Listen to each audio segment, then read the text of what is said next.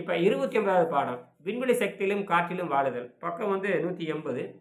உணவில்லாமல் வாழும் கலை யோகமுறை என்ற புத்தகத்தின் ஒரு 3வது உள் சுத்தம் செய்து முடித்து, ஒரு முறையாவது உள் சுத்தம் செய்து முடித்து, நீருணவில் சில காலமாவது வாழ்ந்தவர்கள் மட்டுமே மேற்படி வாழ முயற்சி செய்யலாம். சுத்தமான உடலுக்கு பசி தெரியாது. சுத்தமான உடலுக்கு பசிங்கிறது தெரியாது.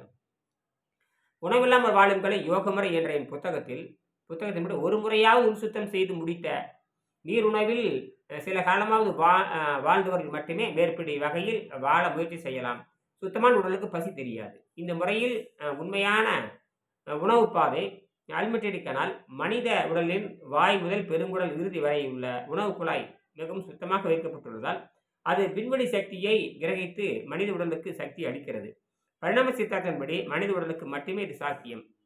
பரிணாம சித்தாந்தத்தின்படி மனித உடலுக்கு மட்டும்தான் சாத்தியம் தவிர விலங்கு உடம்புக்கு கிடையாது. இப்போ நாக்கு நீட்டினா அந்த ரேஸ், இந்த ரோசி லைட் ரோசி நிறம் தான் இருக்கணும். டார்க் ரோசி இருக்கக்கூடாது.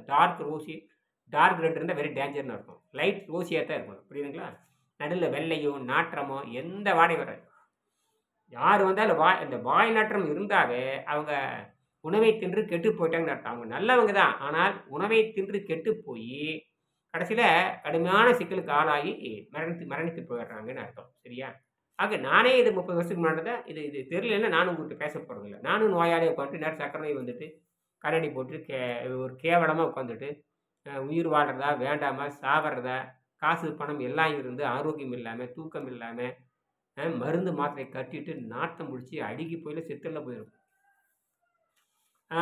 இதன் பலன் எந்த நோயும் நொடி இல்லாமல் முதுமையை வென்று வாழ முடியும். உங்கள் விருப்பப்படி விரும்பும் காலத்தில் யோக சமாதியில் மரணம் நிகழும். இது திருவள்ளுவரும் திருமூலரும் கூறியது என்று என் புத்தகத்தில் எழுதியுள்ளேன். யோகியில் உயிருடன் புதைக்கப்பட்டு பின் வெளியே எடுக்கப்பட்ட உயிரோட்டப்பட்டது சென்ற நூற்றாண்டில் வட இந்தியாவில் நடந்தது.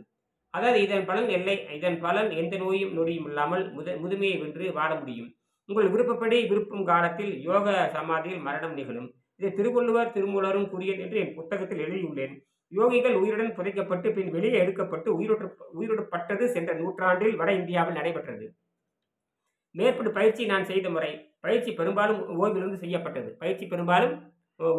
செய்யப்பட்டது. உணவு பாதையில் படும் விஷத்தை இறக்க எலுமிச்சை உபயோகப்படுத்தப்பட்டது. விஷத்தை வெளியேற்ற 1/2 கிலோ பெரிய வெங்காயம் போட்ட உப்புமா தேவையான தினங்களில் மட்டும் உட்கொள்ளப்பட்டது. 3/5 அன்று என் எடையிலோட 74 கிலோவிலிருந்து 24/5 அன்று என்ற கூட 62 கிலோவுக்கு மாறியது. 2005 மறுபடியும் செஞ்சிருக்காரு. சரிங்களா? 3/5 அன்று என்னுடைய எடை 74 கிலோவிலிருந்து 24/5 அன்று என் கூட 62 கிலோ எடையாக குறைக்கப்பட்டது. 24/5 தேதியிலிருந்து பல் விளக்குவது தேவை நின்றது. சிறுநீர் வெளியேறுவதும் தண்ணீர் குடிப்பதும் கணிசமாக குறைந்தது. பலத்தை விட ஆரோக்கியம் முக்கியம் என்று நான் என் உடலுக்கு தேவையான ஈரத்தை சுவாசம் மூலம் அளிக்கிறது. அதிக வேலை காரணமாக தண்ணீர் குடித்தாலோ உணவு உண்டாலோ மேலே குறிப்பிட்டபடி உள்சுத்தம் செய்து மறுபடியும் காற்று உணவிற்கு வர வேண்டும். ஒரு வாழைப்பழம் சாப்பிட்டால் கூட நமது செரிமானத்துக்கு திரவம் ஆரம்பித்துவிடும். அதை முறையாக பயிற்சியால் நிறுத்துவது நமது நோக்கம். அலகாபாத் பாபாரி காற்றை ஆகாமற கொண்டவர்.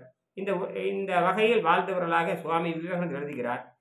மனித சமுதாயம் பெருகி விண்வெளியில் வாழ்வதற்கான இயந்திரங்களை நான் வடிவமைத்து வருகின்றேன் இப்படின்னு சொல்லி முடிச்சிட்டார். சரிங்களா? இப்போ 29ஆம் பாடத்தினுடைய முதல் பகுதி, 2ஆம் பகுதி தொடரும். நன்றி.